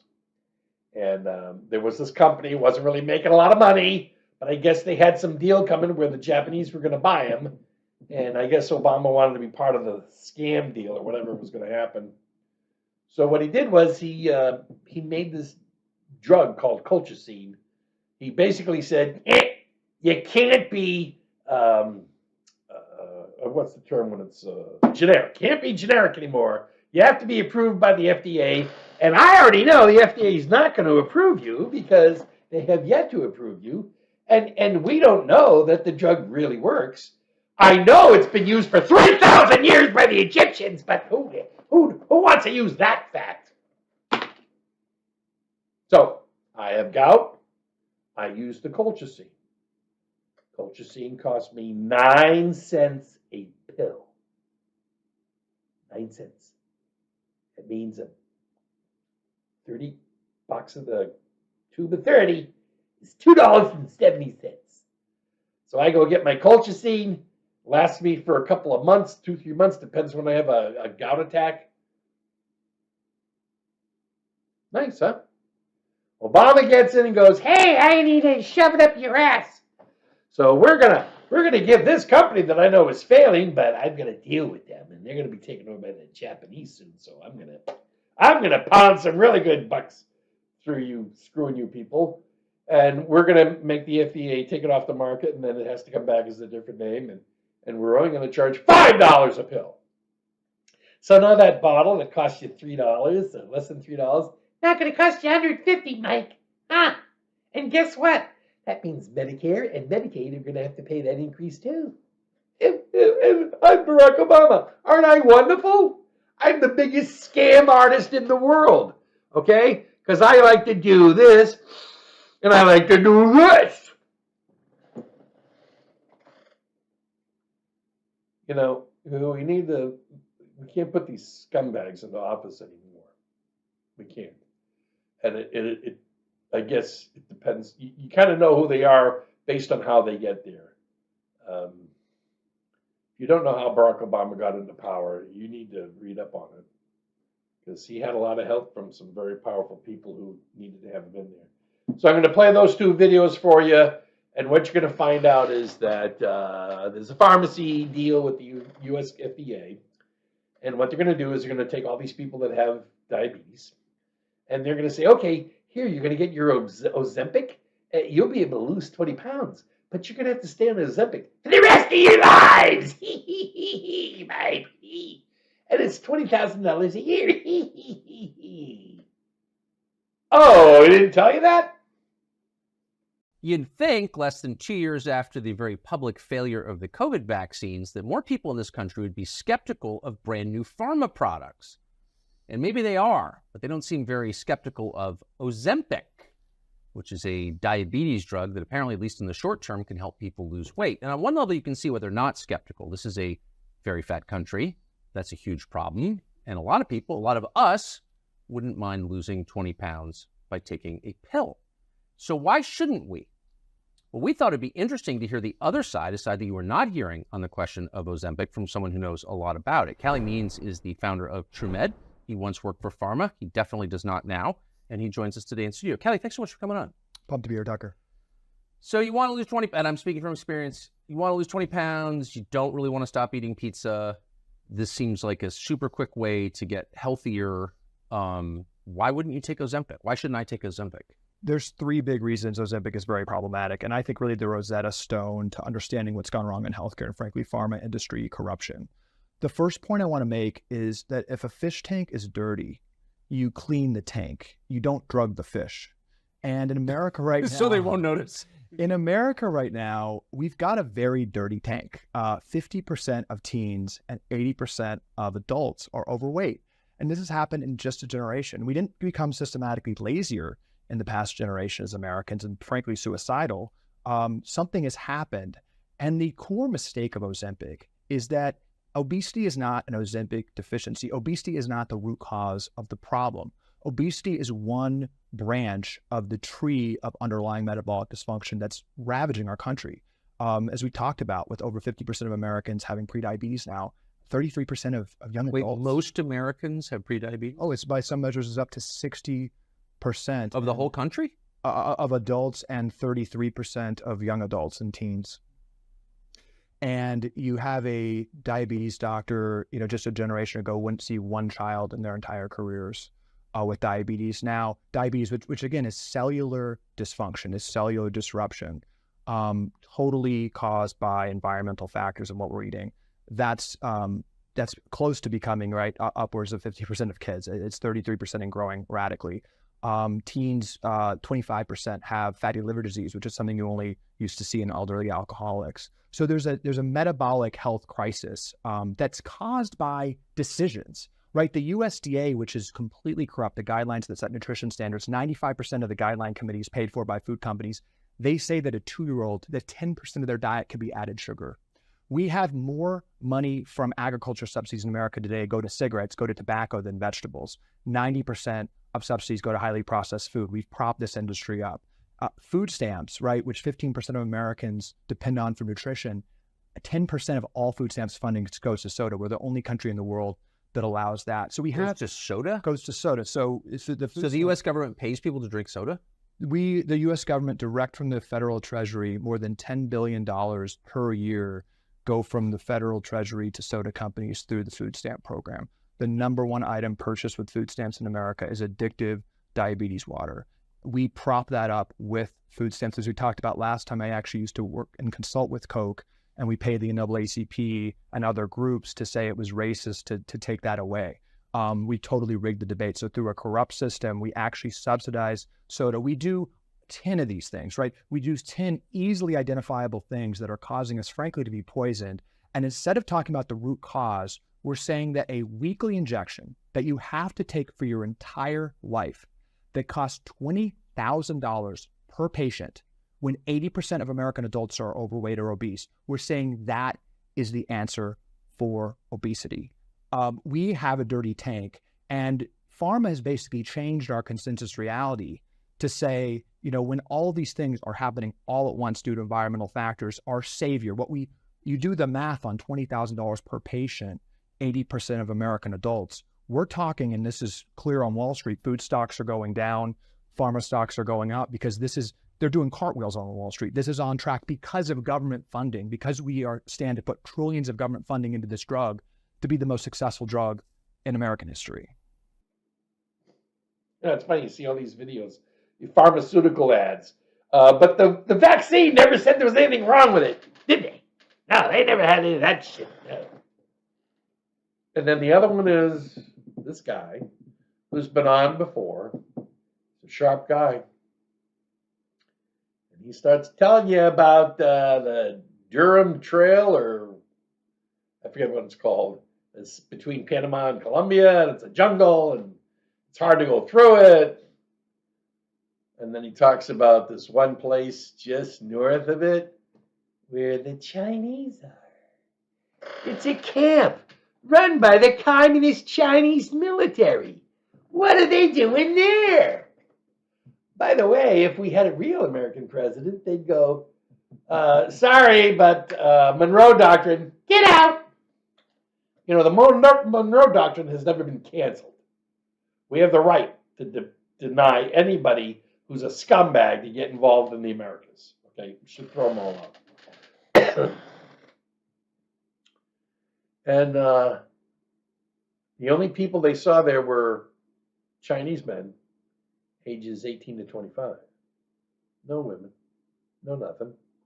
And what they were doing is, while they were putting these migrants on the board, they'd go, okay, you next 20 guys, you go in too. So people don't think, we don't want people to think we're invading with the military, which we are. Okay, because we're going to take over the United States and screw everybody, including that guy Wiley, who can't seem to shut his mouth. That's why they had to take him off the air, because he's addicted to telling the truth. And I am addicted to telling the truth.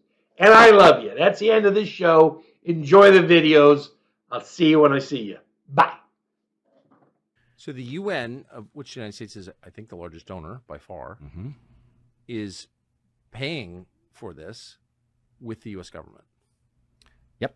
Apparently they are. Now, Panamanians are largely unaware. Some are aware that there's a migration, but in large measure, this migration, once it gets through the Darien Gap, boards buses, and effectively what I now understand is that all of the countries in Central America are effectively waving the migrants through, is that we went to another camp called San Vicente. And everything in San Vicente is different than it was at Canaan Mambria. San Vicente, first of all, it's not a town. This is a camp that is built as a transit camp. It's built of containers and various objects to house people. And it is almost entirely Chinese. Now, there were Chinese folks. Chinese. That's a long way from China. It sure is. And what's more, in this camp, the rule that you're able to go in and walk around and talk to people is not in evidence. The Senafront, the Panamanian border control, actually forbid us to go into the camp. So we had to stay on the outside of it. We were also forbidden to photograph it. So what photographs we have were taken covertly. But the most striking thing... Wait, may I ask, so is it the government of China, do you believe, that's funding this? Well, let me tell you the other thing I found, and then I think the answer to that will become clearer. Outside of the San Vicente camp, the Chinese migrants are, you can interact with them. There are a couple of shops where they go to buy water or snacks or whatever. And so you can interact with them at those places. They are the opposite of forthcoming. They have no interest in talking to outsiders. And I've been to dangerous places before. I've been to places where people fear their government and can't talk to you because they feel it's not safe. This didn't feel like that at all. This felt like people who did not want to share information because it would be a mistake to do so. And what's more, there was an incident where Michael, who has lived in China, he's been all over the world, and he started up or tried to start up a conversation with a guy who claimed to be from Korea. And Michael tripped him up and got him to speak Chinese. And then there was uproarious laughter at the fact that he had tried to pull this caper on Michael. So it is not a friendly migration. These Chinese folks who are overwhelmingly male, military age, there are women present. I realized only this morning that in thinking back, I saw few, if any, children in the Chinese migration. They were everywhere in the other places we visited, but they were not present, as far as I remember, in the San Vicente camp. So what I have pieced together, and this is a place where I'm going to speculate. This is a hypothesis. This is not a conclusion. But what I began to suspect was that the Chinese migration is actually being cloaked by the economic migration coming from South America. And that is consistent with the observation that it has some different motivation. Now, I learned from Michael that the Chinese migrants in the San Vicente camp largely bypassed the Darien. Because they have money, they can go by boat and they can skip most of the peril of the Darien Gap. And in any case, it's a very different phenomenon. And to see it housed so separately is quite conspicuous. I do not know what the rationale for this. Can you estimate, do you have any sense of how many Chinese, these are Chinese nationals? They seem to be. How many did you see, Ish? Talking 60 or 600 or? It's very hard to say because we were held at one edge of the camp. So I probably saw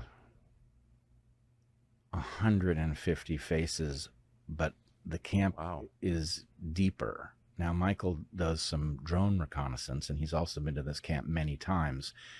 He would definitely be the person to ask in terms of a good estimate for how many of these folks there are.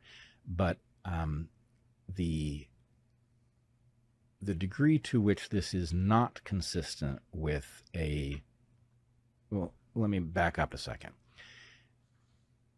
I regard the Chinese people as victims of an oppressive government that I fear for my own reasons. For sure. So there's nothing about the fact that these folks are Chinese that throws me. And if they were fleeing that government, I'm not sure what we should do about it, but I'm certainly supportive of their desire. I would feel a great deal of sympathy. And in fact, I felt a great deal of sympathy for all of the other migrants that I met. But the sense of, it's really hard not to use the term hostility that I felt from the Chinese was particularly unsettling, given that I know where they're headed, right? They're headed to the U.S. And just to be totally clear on that point, this was not a work camp for a, Chinese infrastructure project. And no, it was not. And what I know is taking place at the southern border of the U.S. Makes this even more disturbing, because although the controls at the southern border are still there for those of us who are crossing legally, the lack of any control for those who are crossing illegally is stunning. So if I may just compare, when I came back from Panama, I approached a kiosk with my passport ready to scan it. I didn't have to. A camera took my picture. And although I didn't know that my picture was about to be taken, I hadn't taken my hat off, I was wearing my glasses, the kiosk told me I didn't need to put my passport there. And then a customs officer behind me called my name, Brett. He said, "Do you have anything to declare?" I said, "No." He said, "You're good to go." So we have technology that is capable of identifying a person with that level of ease, to the point that they knew exactly who was coming through the border. But we are not apparently taking that information when people cross our southern border. What we're doing at most is asking them their name and their birth date and taking them at their word. But no biometric collection? Apparently not, which means that, even if this were simply a matter of our system being overwhelmed by migrants, you would at least want to collect that information so that if a troublemaker did come through, which is inevitable that they will, you could begin to figure out who it might be, right? So that, they had an identity, even if it was just connected to biometric data, that would be useful, but we're not doing it. So what I think I saw, my hypothesis for what I think I saw, is that there is an invasion taking place. It's not a sleeper cell because it's on the move, but I started to think of them as sleepwalkers. And there's also a massive migration, and the migration is causing us to have difficulty discussing the invasion, which is a distinct phenomenon. And different simply from desperate peasants from poor countries coming here for work. There was no desperation in evidence, and Michael also gave us a video, which I can't establish the origin of, but it is a Chinese cartoon set to happy music of a migrant moving through Central America, changing modes of transportation, and it basically indicates, here's the route you will travel. Now, was it produced by the CCP? I can't be certain of that, but that certainly is suggested, that this is a message about how to make this journey. For what purpose, I don't know. But I do not believe that the people I encountered had left China without the knowledge of their government. I believe their government has some reason to have facilitated. But the administration must be aware of this. Our administration? Yes. It is, but here's the problem I've been wrestling with. It used to be that it was hard to convince people that our system was deeply corrupt. Back in the days when those of us who were focused on this issue used to talk about campaign finance reform. Right. It was a problem, that you could grapple with. It was of that scale. Now it's like a whole different level of corruption, right? And here's the question that I've never heard a good answer to. What stops our enemies internationally from buying influence over our system in the same way that corporations do and did? I can't think of anything, and I've never heard Patriotism? Right. Sorry, just kidding. I don't think there is any such safeguard. And if there is such a safeguard, I would like to know how often it has been triggered. Certainly our enemies will have noticed that we have a system that's pay for play. And it's certainly, I mean, it's perfectly in keeping with Sun Tzu. At the very least, it would be far cheaper, easier, safer from their perspective to persuade us to harm ourselves than to go to war with us. So again, I don't know. I'm a biologist. This is not my... Well, you're an observer of things. That's what the study of biology is, right? It is, and unfortunately, this is the most parsimonious explanation for what I've seen now, is that somebody has persuaded us to endorse a policy that is decidedly not in our interest.